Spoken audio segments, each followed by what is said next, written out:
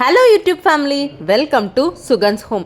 எப்போவுமே நம்ம பாயசம் செய்கிறோம் தானே, இந்த மாதிரி செஞ்சு பாருங்களேன். செம்ம டேஸ்டியாக இருக்கும். ரொம்ப கெட்டியாகவும் இல்லாமல் ரொம்ப தண்ணியாகவும் இல்லாமல் அதோட டெக்ஸ்சர் பார்த்தாலே அவ்வளோ சூப்பராக இருக்குங்க. பெரிய செலவெல்லாம் ஆகாது. நான் 1 டம்ளர் தண்ணி எடுத்திருக்கேன். 1 டம்ளர் தண்ணி கூடவே 1 டம்ளர் மாட்டுப்பால் சேர்த்திருக்கேங்க. மாட்டுப்பாலில் எப்போவுமே டேஸ்ட்டு சூப்பராக இருக்கும். நீங்கள் பேக்கெட் பால் எடுத்திங்கன்னா கொஞ்சம் கெட்டியாக இருக்கும். அதுக்கும் ஒரு வழி இருக்குது. எவ்வளோ கெஸ்ட் வந்தாலும் சரி இந்த மாதிரி ஒரு பாயசம் செஞ்சு கொடுத்து பாருங்களேன், அவ்வளோ சூப்பராக இருக்குங்க. இது பட்ஜெட் ஃப்ரெண்ட்லி, ஹெல்த்தி, ரொம்ப டேஸ்டியாகவும் இருக்கும். 1 குழிக்கரண்டி சர்க்கரை எடுத்திருக்கேன். சர்க்கரை அதிகமாக தேவைப்பட்டுச்சு அப்படின்னா இன்னொரு குழிக்கரண்டி சேர்த்தி போட்டுக்கோங்க. இந்த மாதிரி பாயாச சமாச்சாரங்கள் எல்லாம் செய்யும்போது சுக்கு ஏலக்காயெல்லாம் நல்லா தட்டி போட்டுக்கோங்க. தொண்டைக்கு இதமாக இருக்கும். நான் சுக்கு ஒரு பெரிய பீஸ் எடுத்துருக்கேங்க. வாசனைக்காக ஏலக்காய் இதை போடும்போது சும்மா கம்மன்னு பக்கத்து வீடு வரைக்கும் வாசனை எட்டி பார்க்கும். 2 கிராம்பு சேர்த்து பாருங்கள், செம்மையான டேஸ்ட்டாக இருக்கும். 1 கல் உப்பு சேர்த்துட்டிங்கன்னா நம்ம இடிக்கிறதுக்கு ரொம்ப ஈஸியாக இருக்கும். நீங்கள் எது இடித்தாலும் சரி 1 கல் உப்பு போட்டு இடித்து பாருங்களேன், சீக்கிரம் நுணுங்கிடும். இந்த டிப்பை ஃபாலோ பண்ணி பாருங்கள், ரொம்ப யூஸ்ஃபுல்லாக இருக்குங்க. சுக்கு ஏலக்காய் இதெல்லாம் ஒன்னோடு ஒன்று நல்லா நுணுங்கினதுக்கப்புறம் கொதிக்கும் போது அந்த பால்குள்ளே போட்டுருங்க. கொதிச்சதுக்கப்புறம் போட வேண்டாம், திரிஞ்சிரும். அதுக்கு முன்னாடியே சேர்த்திடுங்க.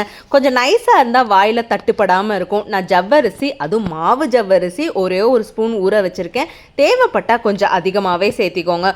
ஊற வச்ச ஜவ்வரிசியை பால் கூட சேர்த்தி நல்லா கொதிக்க வச்சு அந்த ஜவ்வரிசி நல்லா வேகணும். நல்லா கிளறி விட்டுக்கிட்டே இருக்கணுங்க. நல்ல பால் பார்த்தீங்களா தண்ணி கன்சிஸ்டன்சியில் தான் இருக்குது.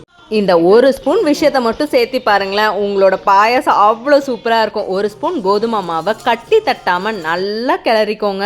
நல்லா விஸ்கு வச்சோ இல்லை ஸ்பூன் வச்சோ கட்டியே இல்லாமல் கொஞ்சோண்டு தண்ணி ஊற்றி நல்லா கலக்கிக்கணும். நல்லா பீட் பண்ண சைடெல்லாம் நுர வருது பாருங்கள். இந்த பதம் வர வரைக்கும் நல்லா அடித்து விட்டுட்டே இருக்கணும்.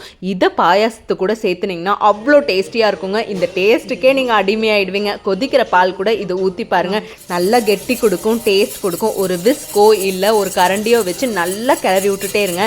மாவு ஜவ்வரிசி எல்லாமே வேகணும். இப்போ சைடெல்லாம் நுர வருது பாருங்கள், அதுதாங்க செம்ம டேஸ்ட்டாக இருக்கும். இங்கே பாருங்கள், ஏலக்காய் சுக்கு அதோட வாசனைகள்லாம் வரும்போது சும்மா கம்மன்னு இருக்கும். வீட்டில் வர கெஸ்ட்டுக்கு இந்த மாதிரி செஞ்சு கொடுத்து பாருங்கள், கண்டிப்பாக என்ஜாய் பண்ணுவாங்க. நார்மலாக நம்ம செய்கிற பாயாசத்தில் ஒரு சின்ன மாற்றம் செஞ்சால் போதும், பாயாசம் அவ்வளோ டேஸ்ட்டாக மணமாக இருக்குங்க. ஒரு தடவை செஞ்சால் கண்டிப்பாக ரிப்பீட்டடாக இருக்கும். ஏன்னா இது அவ்வளோ டேஸ்டியாக யம்மியாக இருக்கும். இதை மென்மேலும் கொஞ்சம் சுவையேற்றுறதுக்காக நான் ஒரு பெரிய குழிக்கரண்டி அளவுக்கு நெய், கொஞ்சம் உலர் திராட்சை இதை நல்லா அந்த நெய்யில் வறுத்துட்டு சுட அந்த பாயசத்தில் சேர்த்து பாருங்களேன், அவ்வளோ டேஸ்டியாக இருக்குங்க. செய்யும் போதே கொஞ்சம் தனியாக எடுத்து வச்சுக்கோங்க, ஏன்னா எல்லாமே காலி ஆகிடும். டேஸ்ட் அவ்வளோ சூப்பராக இருக்கும். என்ன இது வித்தியாசமாக இருக்குன்னு எல்லாம் கேட்டு வாங்கி சாப்பிடுவாங்க. நல்லா அந்த நெய்யை பாயாசத்து கூட கலந்துருங்க. பாருங்கள், சைடெல்லாம் ஒட்டவே இல்லை, பார்க்கறக்கே அவ்வளோ சூப்பராக இருக்கும்.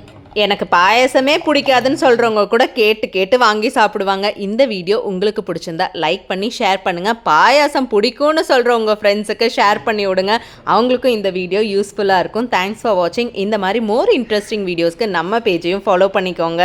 இந்த பாயசத்தை சுடவும் சாப்பிடலாம், ஃப்ரிட்ஜில் வச்சு சாப்பிடலாம், அவ்வளோ சூப்பராக தூளான டேஸ்ட்டில் இருக்கும்.